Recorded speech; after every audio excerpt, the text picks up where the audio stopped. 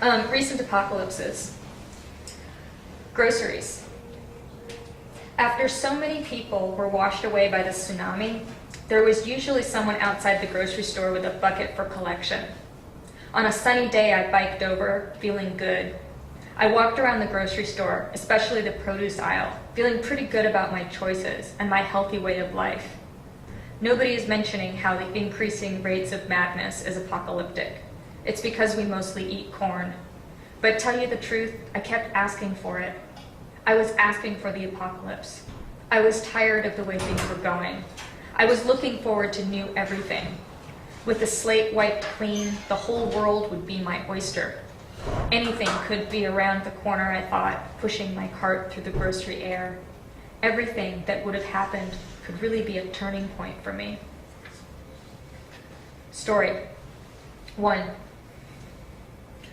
First, I responded in the way I thought he wanted me to respond, and then I heard what it was he said, which I was not sure how I felt about after all, and have now forgotten.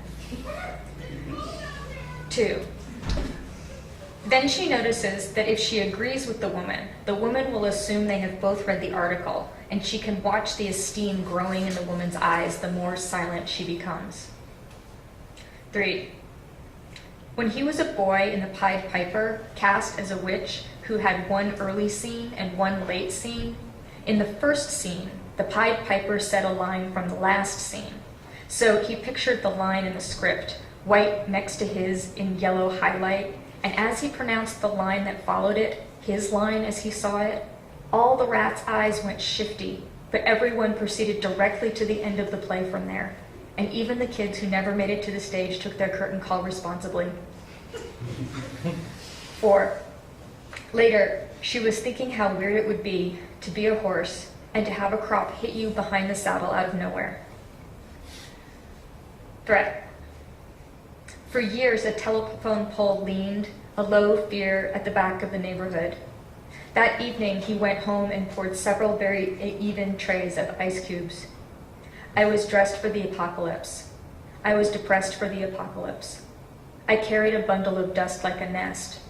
My heart beat in its fleshy pocket. Worms had tried to make it across our porch overnight, and now they lay like something shredded, like shredded bark, but deader. My brother, looking ashen, kept waiting for the telephone. I missed out on all the gossip. An iris wilted into a claw.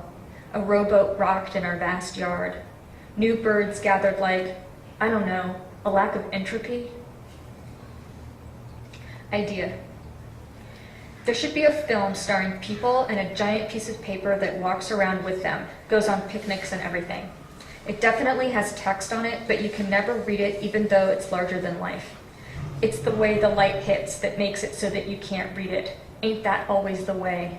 It's a sunny and tragic film. Apocalypse.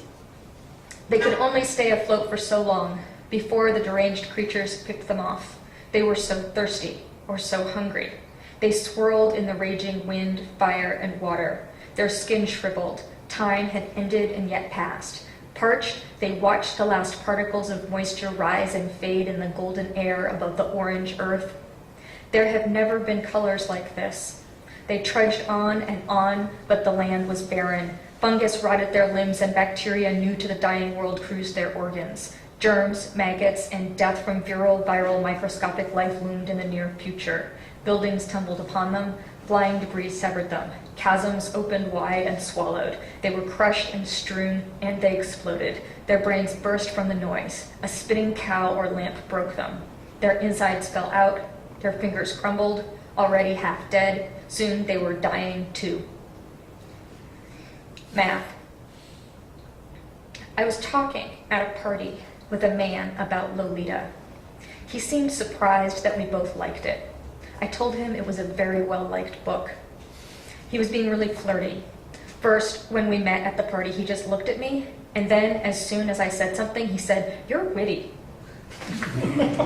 He reminded me of someone, and I was trying to think who it was. I figured out that he looked like a friend of mine, a writer who's written a book about Lolita and also some novels.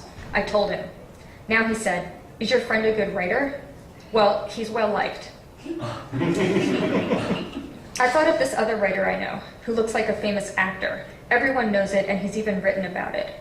He was the teacher of another writer friend of mine. I was at her place the other day and met her ex-husband. And you know who he looks like? That famous actor. And consequently also that writer who looks like him, my friend's teacher. I mentioned this to them, and neither one had ever noticed that he looked like anyone. But they agreed completely, so I'm not making it up. In light of all this, it's interesting to me that when we read a book, we don't look like anything. And also, something I thought about during both movies of Lolita, how important it is in the book that we don't see her except in our imagination, because if we saw her, she'd be just a kid and we'd freak out. I thought about that music video with sexy Liv Tyler and her father lusting over her as if we don't know he's her father. But maybe the goal is we do know he's her father.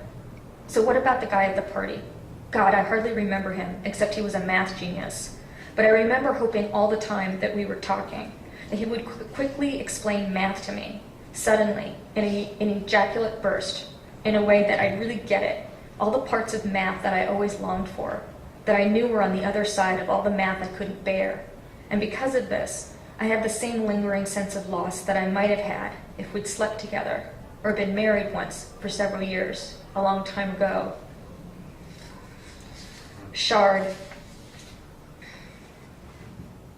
She took her laptop into bed to look at baby animals, so that the pattern was hard world, soft bed, hard computer, soft baby animals. What's inside after that was hard to tell because the telescoping stopped. She looked at baby polar bears first because that's what got it started, was feeling herself floating away from the mainland melting iceberg on her lonely shard. She moved on to puppies, a particular breed she'd had as a child that her parents had gotten rid of when they moved, the dog floating deeper into her past with every moment she remained alive. The animals were all so good and wronged, she started feeling better. But just as she started feeling better, a sickened feeling creeped in to cover the inside of her stomach like fur. Just keep looking at them, she told herself. It's good for you no matter why. What would her male counterpart be doing? Looking at trucks? What would her destitute counterpart be doing? Counting stars? What would her animal counterpart be doing? Breathing, breathing, breathing. Apocalypse is past. After the apocalypse, we didn't even talk about all the crap we'd read about it before or seen in movies. Like we were embarrassed of our whole species' imagination. Even what we'd gotten right just seemed lame and obvious. It was a new taboo, talking about the predictions, very uncool to do, as opposed to cannibalism, which was pretty reasonable, or wanton sex, which was necessary, heroic even. One night or day or whatever it was, we were sitting around the campfire and I was like, what do I keep trying to remember? And it was ghost stories. I mean, never in real life did I actually tell a ghost story. I just saw it in so many movies it seemed like, having been a kid, I must have done it. Like steal cookies from a jar, which I never did either. Who has a cookie jar? No one ever again, you can bet on it. So there we were, all fucking and eating each other by the fire.